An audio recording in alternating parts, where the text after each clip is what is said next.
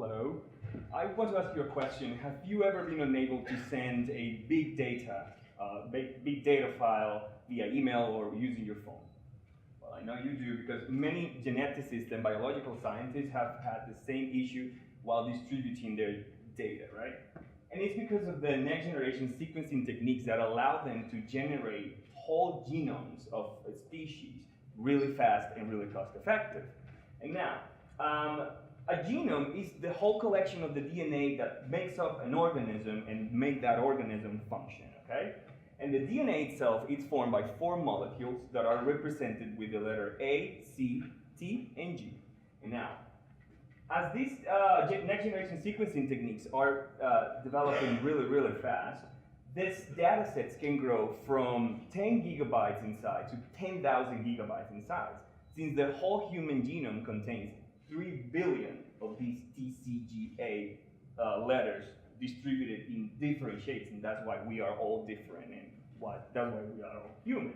And so computer science comes to help in the development of different techniques to aid the geneticists and the biologists into distributing and storing this data. And one of the techniques we have developed is parallel programming. Now in parallelism, we use multiple computing resources to achieve one single solution to one problem. And my problem in this case is data compression, or reducing these huge data sets into something more small. And now, in parallel programming, we use 2 models. One is called distributed memory, and the other one is called shared memory, and I'm going to use a very mundane example to explain it. Let's say that you have the task of eating a large pizza, and you need to do that in parallel. So you call a couple of friends to help you. In the distributed memory model, your friends and you are in different rooms, and the pizza gets divided equally among you. And then when you're done, you have to call your friend to say, oh, I'm done, okay? In the shared memory model, all your friends and you are in the same room, and the pizza gets divided equally among you, and you eat it, and now you have a visual confirmation that all your friends are done, and you are done eating the pizza. Now, in the hybrid parallel strategy that we developed, we mash up these 2 models. So we have a group of friends in one room, another group of friends in another room, and so forth and so on. We give each room the same amount of pizza, and then within the room, they divide that amount of pizza into equally among themselves.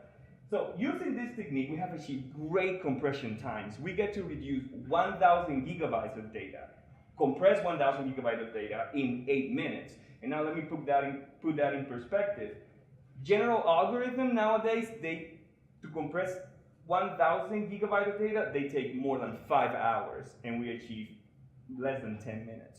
We also reduce the size of the data set to 158 gigabytes out of the 1,000 that it occupies. So that will help a lot of the scientists to distribute their data easily. So thank you very much.